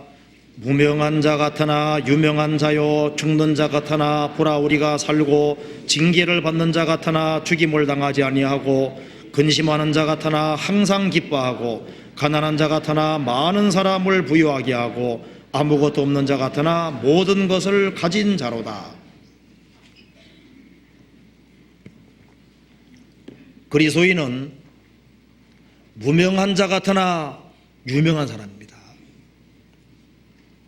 죽는 자 같으나 보라 우리가 살고 징계를 받는 자 같으나 죽임을 당하지 아니하고 세상 사람 봤을 때는 근심하는 자 같으나 항상 기뻐하고 가난한 자 같으나 많은 사람을 부유하게 하고 아무것도 없는 자 같으나 모든 것을 가진 자로다. 그리스도를 소유한 사람은 모든 것을 가진 사람입니다. 그리스도를 잃은 사람은 모든 것을 잃은 사람이 되는 거예요. 그리고 아담으로부터 시작해서 7대로 가면은 가인 후예 속에 라멕이 나옵니다. 아담으로부터 세세 후예로 7대로 가면은 에녹이 나옵니다. 7은 완전수입니다. 그래서 하나님을 등지고 끝까지 가면은 라멕 같은 사람이 나오는 거예요. 아주 잔인하고 포악하고 무시무시한 사람이 나오는 겁니다. 하나님을 추구하는 사람으로서 7대로 가면은 에녹같이 하나님과 동행하는 사람, 하나님을 기쁘시게 하다가 산채로 들림받는 그런 사람이 나오게 됐습니다. 그래서 하나님을 등지면은 결국은 아주 사악하게 바뀌는 거예요. 하나님을 철저하게 기대고 의지하면은 나중에 에녹 같은 사람이 나오게 되는 겁니다. 성경 찾아봅시다. 창세기 4장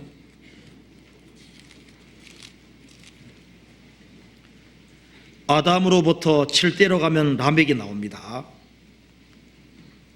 23절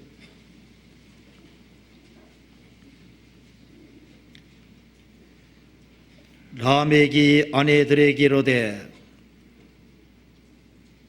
아다와 실라여, 그냥 일부 다처를 시작했습니다. 내 소리를 들어라. 라멕의 아내들이여 내 말을 들어라. 나의 창상을 인하여 내가 사람을 죽였고 나의 상함을 인하여 소년을 죽였도다.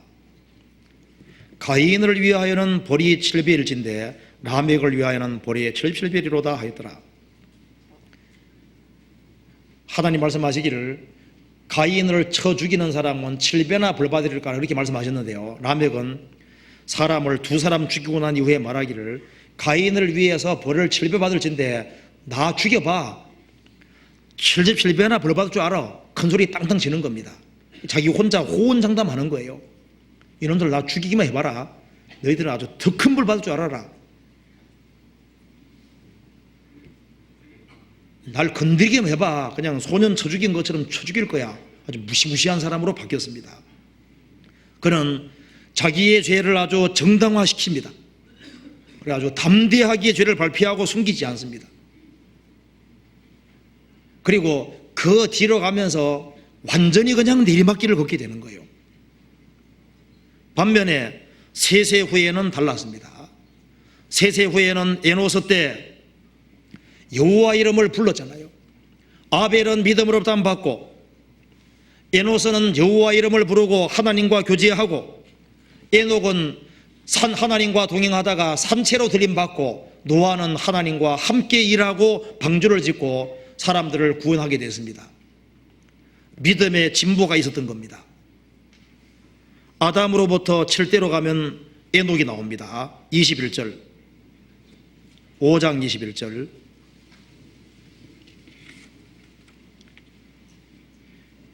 에녹은 65세에 무도셀라를 낳았고 무도셀라를 낳은 후 300년을 하나님과 동행하며 자녀를 낳았으며 그가 365세를 향수하였더라.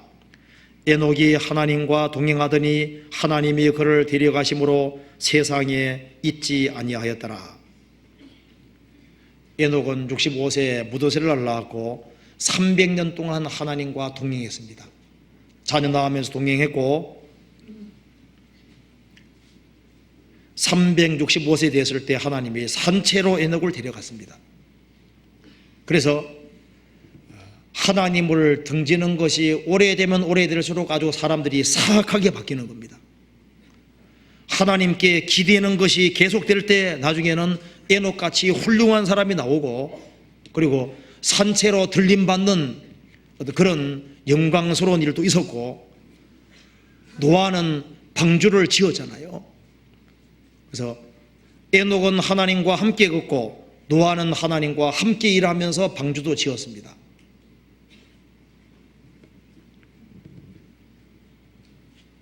그래서 여기에 하나님을 떠나는 것이 길어지면 길어질수록 사람이 잘못돼 가는 겁니다. 그래서 어릴 때는 양심이 밝습니다. 어릴 때는 양심대로 살 필요성을 느낍니다. 하나님을 나름대로 의식합니다.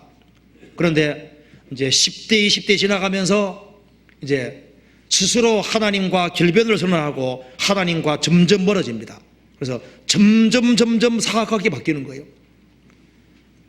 우리 시대는 하나님과 모든 세대 사람, 우리 시대 사람들은 하나님과 멀어지고 있습니다. 멀어지기 때문에 점점 하나님과 멀어지고 있고 점점 사악하게 바뀌는데 사람들이 모르고 있는 거예요. 배후에 누가 있느냐? 마귀가 있는 겁니다. 성경 찾아봅시다. 요한일서 3장입니다.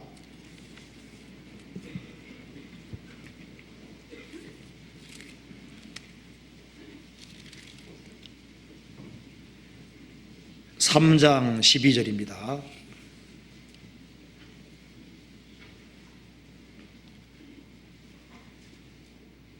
가인같이 하지 말라. 저는 악한 자에게 속하여 그 아우를 죽였으니 어찐 정고로 죽였느냐. 자기의 행위는 악하고 그 아우의 행위는 의로움이니라. 가인같이 하지 말라. 가인은 악한 자 마귀에게 속하여 아우를 죽였다. 가인은 마귀에게 속했습니다. 마귀 말을 듣고 마귀에게 속하고 마귀의 길을 따라갔던 겁니다.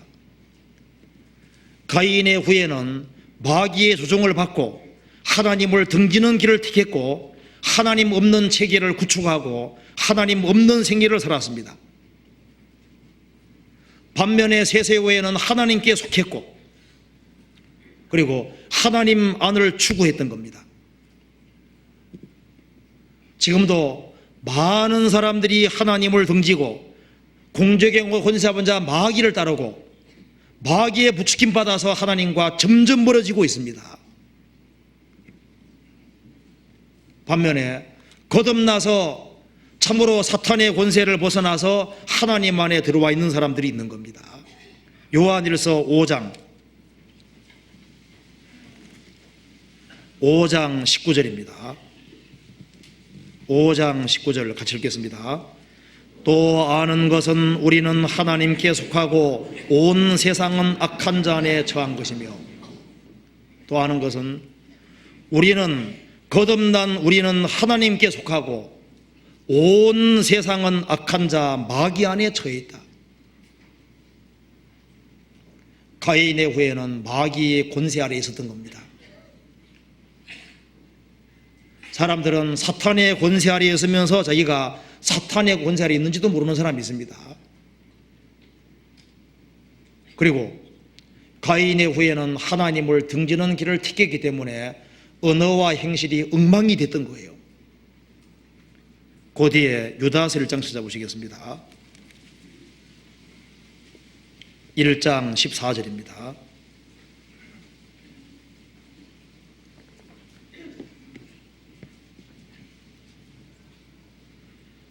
아담의 7세손 에녹이 사람들에게 대하여도 예언하여르되 보라, 주께서 그 수만의 거룩한 자와 함께 임하셨나니 이는 무사람을 심판하사 모든 경건치 않은 자의 경건치 않게 행한 모든 경건치 않은 일과 또 경건치 않은 죄인의 죽게 거스려 한 모든 강팍한 말을 인하여 저희를 정죄하려 하심이라 하였느니라. 아담의 7세손 에녹이 예언했습니다. 에녹은 예수님의 재림하는 장면도 미리 봤습니다. 그리고 노아 시대 사람들이 어떠한 심판받을 것도 봤습니다. 모든 경건치 않은 자의 경건치 않게 행한 모든 경건치 않은 일과 그들은 살인을 자행했습니다. 그리고 간음죄를 지었습니다. 온갖 악을 행했습니다. 그리고 경건치 않은 죄인들의 죽게 거스려 한 모든 강팍한 말, 하나님 우리를 떠나소서 하나님을 대항하는 발언을 하고 하나님을 추방시켰다고 기록되어 있습니다. 말을 막 하는 거예요. 성경 욥기에서 찾아봅시다. 이렇게 말했습니다. 22장, 욥기 22장.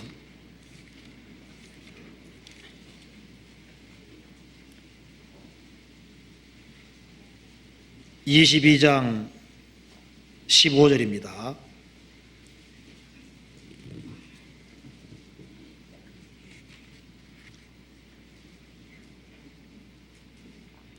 내가 악인의 밟던 옛적 길을 지키려느냐? 그들은 때가 이르기 전에 끊어버리웠고 그 터는 하수로 인하여 함몰되었느니라. 그들이 하나님께 말하기를 우리를 떠나소서 하며 또 말하기를 전능자가 우리를 위하여 무엇을 해줄 수 있으랴 하였으나, 악인의 밟던 옛적 길, 바로 가인의 후예의 길입니다. 그들은 때가 이르기 전에 끊어버리웠다. 제명대로 못 살고 홍수 심판으로 다 죽게 됐습니다. 그 터는 하수로 인하여 함몰되었느니라. 물 심판을 받았던 겁니다. 그들이 하나님께 말하기를 우리를 떠나소서, 또 말하기를 하나님이 우리를 위해서 뭘 하실 수 있으랴? 우리는 훌륭한 도시를 건축하고 하나님 없이 잘 먹고 잘 살고 누리고 사는데 하나님 필요 없다는 겁니다. 그래서 하나님에 대해서 악담을 했습니다. 그들은 하나님을 등지는 길을 택하고 이기주의의 길을 택하고 불신의 길을 택했습니다. 그리고 세속의 길을 택하고 모든 경고를 무시하는 넓은 길을 택했습니다. 그들은 언어와 행위가 완전히 부패하고 타락했습니다. 반면에 세세 후에는 달랐습니다. 그들에게는 입술에 열매가 있었습니다. 에노스 시대 때 사람들은 여호와 이름을 불렀습니다. 하나님께 기도한다는 것이 얼마나 아름다운 겁니까?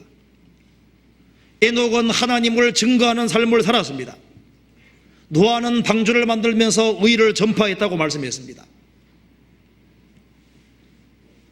가인의 후예와 셋의 후예는 언어와 행동이 완전히 다릅니다. 지금도 생명을 소유한 사람과 소유하지 아니한 사람의 언행은 다를 수밖에 없는 겁니다. 우리는 생명을 사랑하고 좋은 날 보기를 원하는 사람입니다. 베드로 전서 3장 보시겠습니다.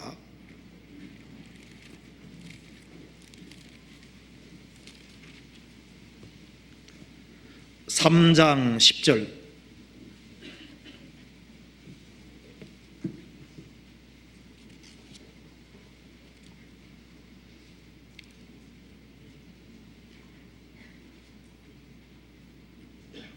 그러므로 생명을 사랑하고 좋은 날 보기를 원하는 자는 혀를 금하여 악한 말을 그치며 그 입술로 괴유를 말하지 말고 악에서 떠나 선을 행하고 화평을 구하여 이를 쫓으라. 주의 눈은 의인을 향하시고 그의 귀는 저의 간구에 기울이시되 주의 낯은 악행하는 자들을 향하시느니라 하였느니라. 여기 보면은 생명을 사랑하고 좋은 날 보기를 원하는 자, 그리스도인들은 영생을 사랑합니다. 그리스도인들은 좋은 날 보기를 원하는 사람입니다. 주님 오시는 그날 주님을 좋은 얼굴로 뵙기를 원하는 사람입니다. 그 사람은 생을 살아가면서 혀를 금하여 악한 말을 그치며 그 입술로 거짓을 말하지 말고 악에서 떠나 선을 행하고 화평을 구하여 이를 쫓아라. 그리스도인들은 감사의 말을 하고 덕을 세우는 말을 하고 주를 높이는 말을 하고 전도하는 말을 하고 다른 사람을 세우는 말을 하도록 되어 있습니다. 세상 사람은 세상에 속한 말을 합니다. 하나님께 속한 사람들은 하나님의 말을 듣는 거예요. 사람은 결국은 두 길 중에 한 길을 가고 있습니다. 자, 나는 가인의 후예가 아니면 셋의 후예, 둘 중에 하나입니다. 셋의 후예가 된 사람은 축복입니다. 예수님의 피를 의지해서 구원받은 사람, 아벨과 같이 구원을 받은 사람, 복이 있는 사람입니다. 에노스는 하나님께 기도했습니다. 참된 성도는 기도한다는 특징이 있습니다. 그들은 세상은 장차 망할 것을 알기 때문에 나그네로 생을 삽니다. 그리고 주 앞에서 가치 있는 일을 하고 언행을 조심하게 되어 있습니다. 주의 인도를 받도록 되어 있습니다. 내가 가인의 후예가 아니라 셋의 후예가 됐다면 그것은 정말 복이라고 할 수 있습니다.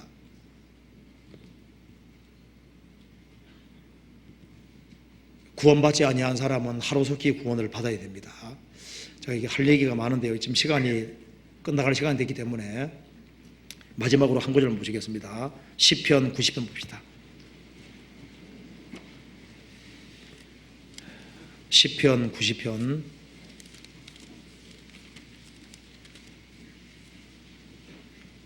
14절을 같이 한번 읽어보겠습니다. 아침에 주의 인자로 우리를 만족케 하사 우리 평생에 즐겁고 기쁘게 하소서. 아직까지 세세 후회가 되지 아니한 사람, 참된 생명을 얻지 아니한 사람, 그런 사람은 이 말씀에 주의를 기울여야 됩니다. 아침에 주의 인자로 우리를 만족케 하사. 이건 모세가 한 말입니다. 인생의 아침에 젊을 때, 어릴 때 제일 먼저 무엇을 구해야 될까요? 주의 인자, 주의 사랑입니다. 십자가 사랑입니다. 인생의 아침에 주의 사랑을 경험하는 것이 꼭 필요한 겁니다. 주의 사랑을 경험하고 주의 사랑으로 참으로 만족해야 되는 것이 필요합니다. 사람은 하나님의 은혜와 사랑이 아니면 만족이 안 되도록 되어 있습니다. 인생의 아침에 되도록 빨리 하나님의 은혜와 사랑을 깨닫고 그 사랑으로 참으로 만족되는 사람, 그 사람은 일평생 살아가면서 얼마나 많은 고생과 수고가 있지만은, 너무나도 많은 고생과 수고가 있지만은 그 고생과 수고와 슬픔 속에서도 즐겁고 기쁘게 살 수 있습니다. 모세는 40년 동안 이스라엘 백성들을 인도하면서 무거운 짐에 시달렸습니다. 그렇지만 그는 주님의 인자와 사랑을 경험했기 때문에 평생에 기쁘고 즐거운 마음으로 살았습니다. 다윗도 어릴 때 하나님의 사랑을 경험했기 때문에 인생이 파랑만장했습니다. 사울에게 쫓겨다니고 많은 눈물이 있었지만 그 속에서도 기쁨과 즐거움 속에 살았습니다.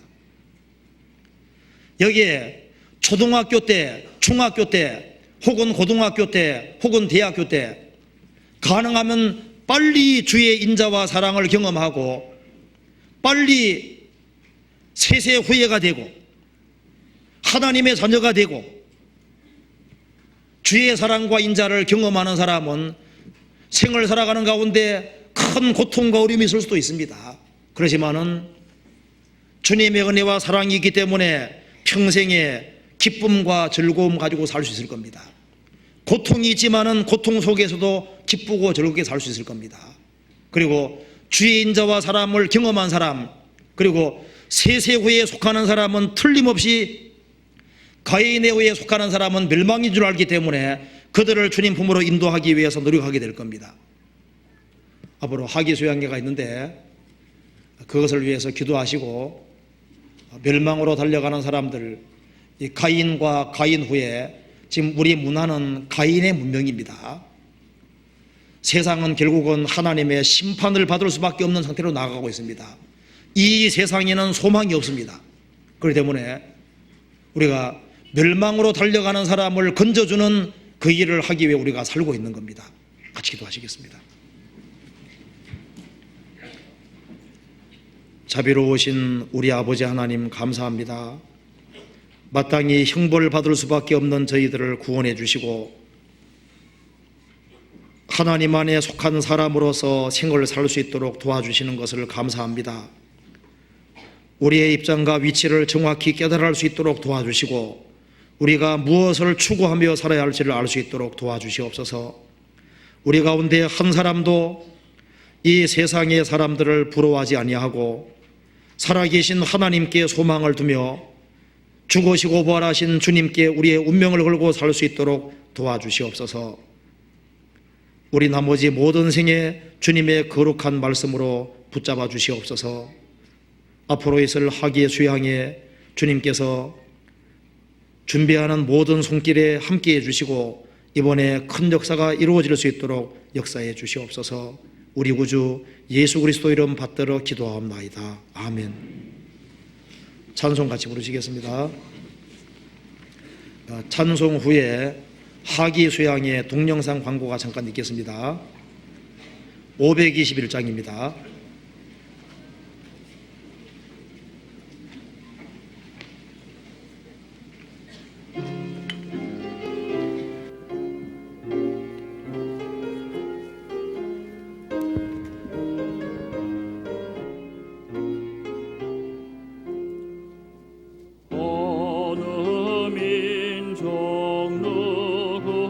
누구게나 결단할 때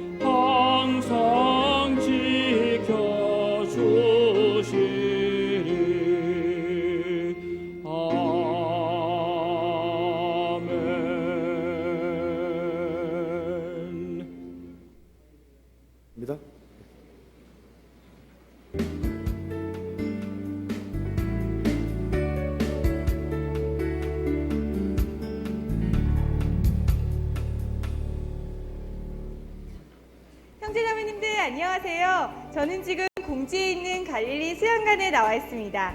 얼마 후면 이 뜨거운 날씨만큼 더 뜨거운 복음의 열기가 이곳 갈릴리 수양관에 가득하리라는 생각이 드는데요.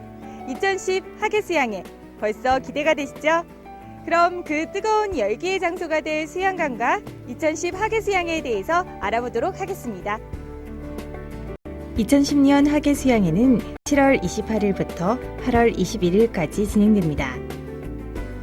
갈릴리 수양관에서는 성인 농아선교부, 초등 1, 2, 3학년 유치부, 영어, 중국어, 몽골어 전도 집회, 광주 대전교회에서는 초등 4, 5, 6학년 수양회가 진행되며 광주 서울중앙교회에서는 중고등부 수양회가 진행됩니다. 수양관에 오시면 은혜길과 평강길을 만나실 수 있는데요.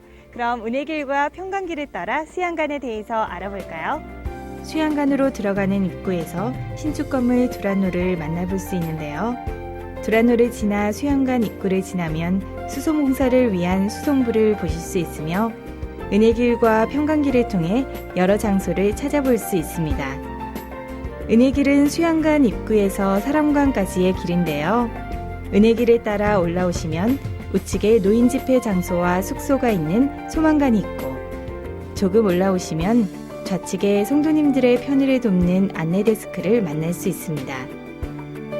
안내데스크 좌측에는 교제마당이 자리 잡고 있는데요. 다양한 먹거리를 즐기며 교제의 꽃을 피울 수 있고 저녁에는 찬양의 밤, 성화상영 등 다양한 이벤트가 진행됩니다. 다시 은혜길을 따라 조금 올라오시면 우측에 믿음관이 있습니다. 이곳에서는 성인 및 유치부 6, 7세, 초등부 1, 2학년에게 생명의 말씀이 전해집니다. 믿음관 좌측으로는 실로암과 베데스다가 있는데요. 전도 상담인과 외국인 숙소로도 사용됩니다. 실로암과 베데스다 사이에는 성인 상담 장소가 있는데요. 상담을 통해 많은 영혼이 구원을 받는 곳입니다.